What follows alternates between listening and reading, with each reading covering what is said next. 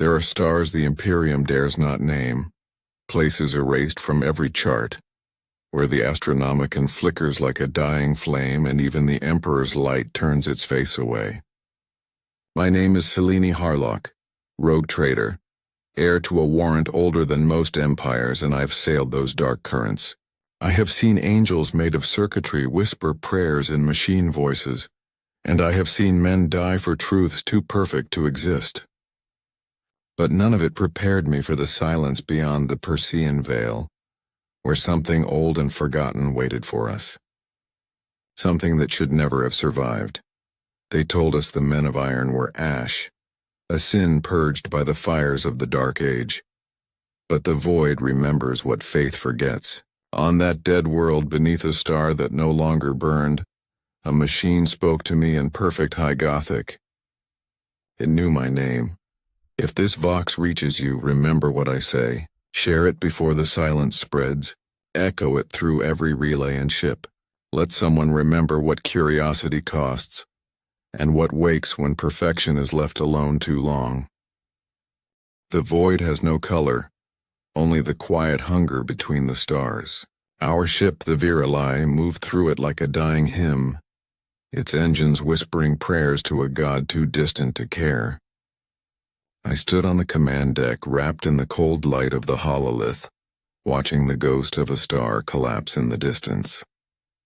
The Astronomicon's light flickered like a candle behind glass. Beyond it waited the Persean Veil, a stretch of dark space even chartists refused to name. My family once owned the stars. The Harlock warrant of trade had opened empires, raised cities, and broken worlds. But that was centuries ago. Now, I am the last of that name with any power left, and even that power bleeds away with every empty voyage. My name is Selene Harlock, and this was to be my final venture.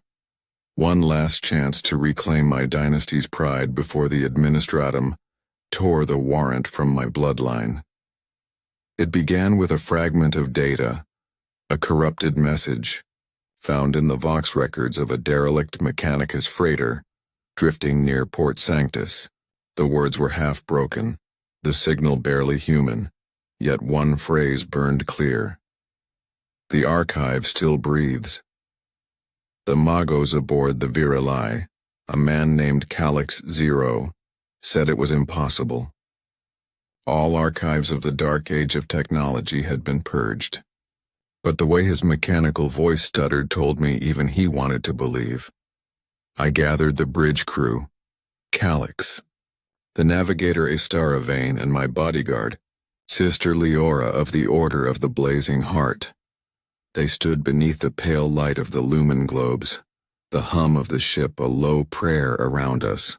The data fragment leads past the veil, I told them. If there's truth in it, we'll find what no one has dared to seek since the birth of the Imperium. Astara's third eye was veiled, but I felt its weight all the same. The veil moves, she whispered. Its stars change shape when you look away. There are things there that even navigators cannot see. Sister Leora crossed herself with the sign of the Aquila. If the Emperor hides that place from his servants, perhaps he does so for a reason. I looked between them. Faith, fear, logic, the three pillars of every doomed voyage. You swore to serve me, I said quietly. And I swore to serve the warrant. If the Emperor wished me blind, he would not have given me eyes. None of them answered. They didn't need to. Every one of them had come aboard my ship for the same reason I had taken command. There was nothing left for them elsewhere. Days passed in silence as the warp currents thickened. The Geller field shimmered and groaned like glass under strain. I dreamed of voices speaking through static, voices that sounded like mine but older, colder. When I woke, I found words etched into the condensation on my cabin wall. Remember the first song. I ordered the servitors to scrub it clean, but the next night it returned. By the fifth day, Astara called me to the navigator's sanctum. The chamber smelled of incense and ozone. Runes of warding pulsed weakly along the walls. We've crossed the outer edge of the veil, she said. The warp is thin here. It feels wrong, too quiet. Outside the viewing dome, the stars looked closer than they should have, each burning with a steady, colorless flame. Calix's mechadendrites clicked nervously as he adjusted the scanners. There, he said. Faint signal. Non-imperial frequency but human code structure. Vector 12 degrees spinward. A heartbeat passed before I spoke. Take us in. Leora's hand rested on her bolter. Captain, we should signal the nearest Imperial beacon before we advance. There are no beacons here, I said, and no one left to hear them. As the ship turned toward the signal, the void seemed to shudder. The stars dimmed and a low vibration filled the hull, not from the engines but from outside, like something vast had stirred in the dark. The vox crackled, and for a moment a voice whispered through it. Not words, just a hum that felt too familiar. Istara's third eye opened, its pale light reflecting off the dome glass.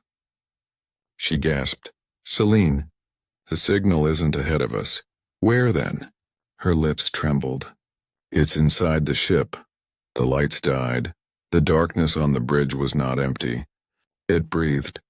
The hum of the ship changed, deepened, as if the void outside had poured through the hull and taken root in the corridors.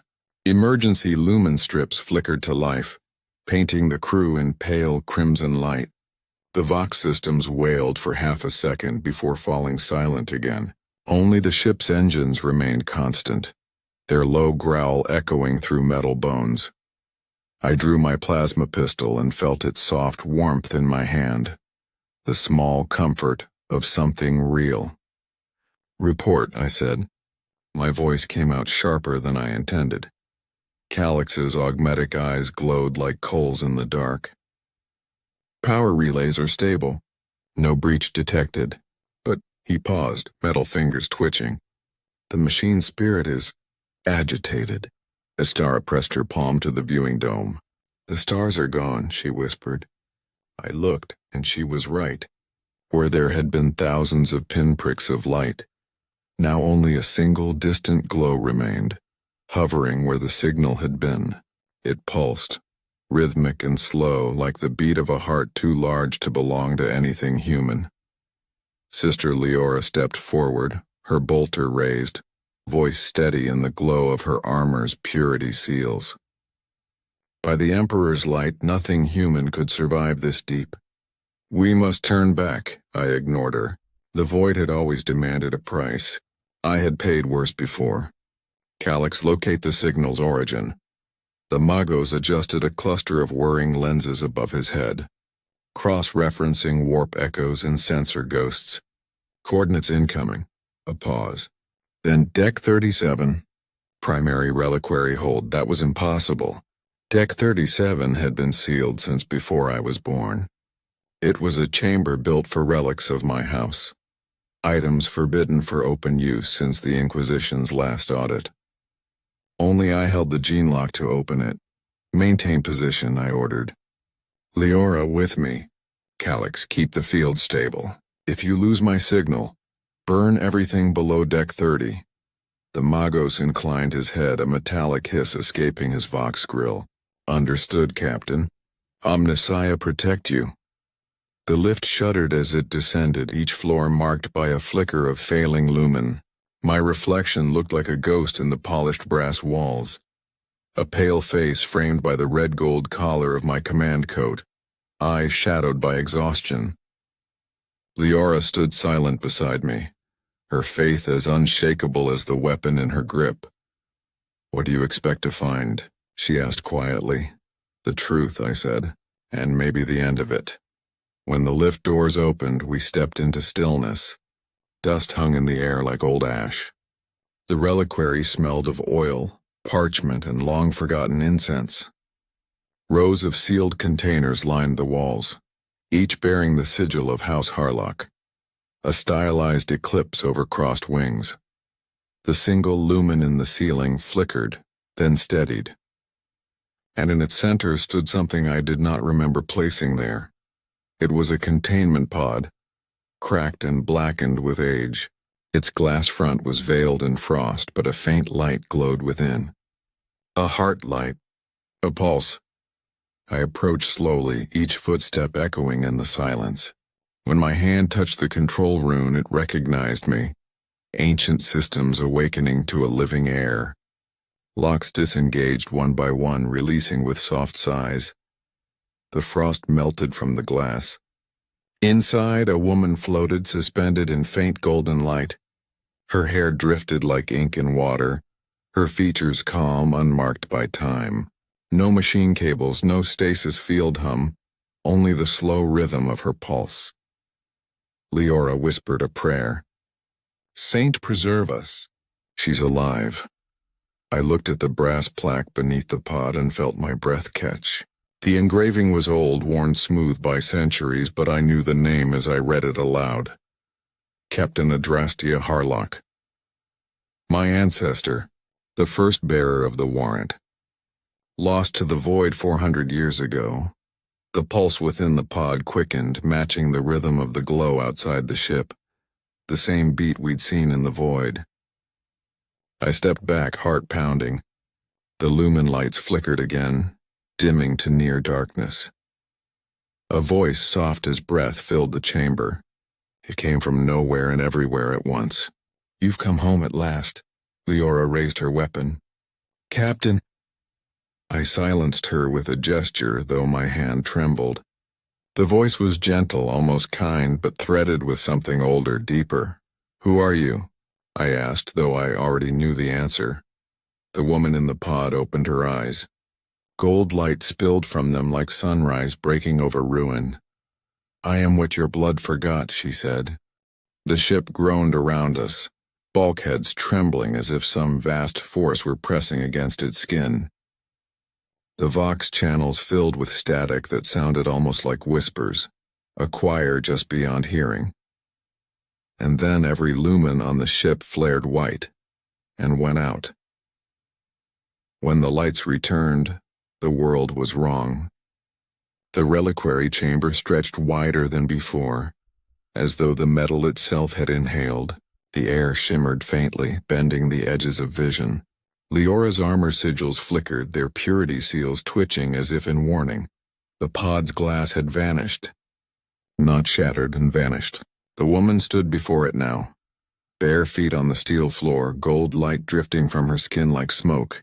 Her gaze met mine, steady and endless.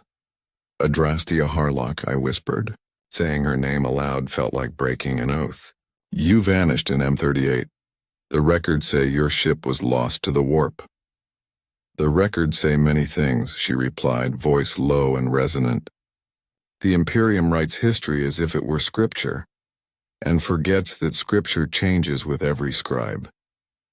Leora moved between us, bolter raised. "Stay back, witch." Adrastia turned her eyes upon her. Leora froze mid-step, weapon trembling, not from fear, from the sheer weight of presence pressing down upon her.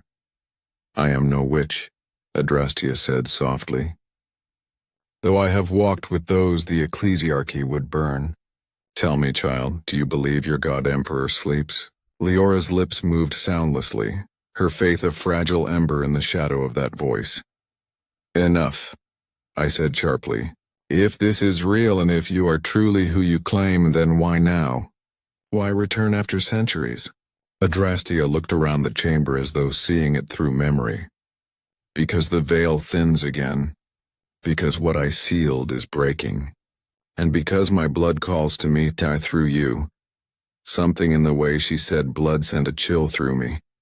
I felt it too, a faint vibration beneath the skin, like a second heartbeat that wasn't mine. The vox beads in my ear crackled. Calix's distorted voice broke through. "Captain, systems destabilizing. Energy readings spiking across the warp field." "I suggest immediate withdrawal." I pressed my vox key.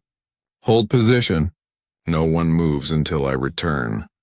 Static hissed in answer, followed by a whisper I couldn't place. "Not Calix. Not human." "Do not let her speak." I turned back. Adrastia was watching me closely. as though she had heard it too. "The machine spirit warns you," she murmured. "But the spirit remembers what it was before worship made it blind." She stepped closer. Her eyes weren't just gold now, they were filled with motion. Endless symbols shifting within like living runes. The air vibrated faintly around her, a hum that matched the pulse I'd felt earlier in the void. "What are you?" I asked. "A promise," she said. "One the Imperium broke. One your house was made to keep." The ground shook. Dust rained from the ceiling. Somewhere above, a klaxon began to wail. Leora's faith returned with the sound. "Captain, we need to leave, now." Adrastea reached out, her hand stopping inches from mine. "If you leave, you'll never know why the Emperor forbade what lies beyond. If you stay, you'll see what he feared." The words struck like a hammer. My mind burned with 1,000 questions, but the only one that escaped my lips was barely a whisper. "What did you seal?" The light in her eyes dimmed. "Not a weapon," she said. "A memory." Then everything shook at once, the reliquary walls buckled inward.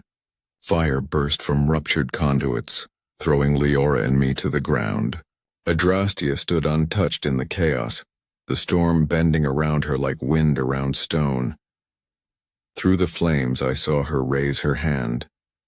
The air split apart, folding inward, and for a heartbeat I saw another world. A place of light and machinery intertwined, vast towers of glass and gold humming with impossible energy. Human shapes moved within, shining with the same radiance that now pulsed in her veins. Then it was gone. The vision snapped shut like a door slammed in my face. When the smoke cleared, Adrastea was gone too. Only her voice lingered, soft and distant. "Find the first song, Celine." "Before they do." I staggered to my feet as emergency systems flickered alive again. Leora rose beside me, coughing through the smoke. "Captain, what was that?" I stared at the space where my ancestor had stood, the air still warm from her light. "Something the Imperium buried," I said, "and something it still fears." Above us the ship screamed.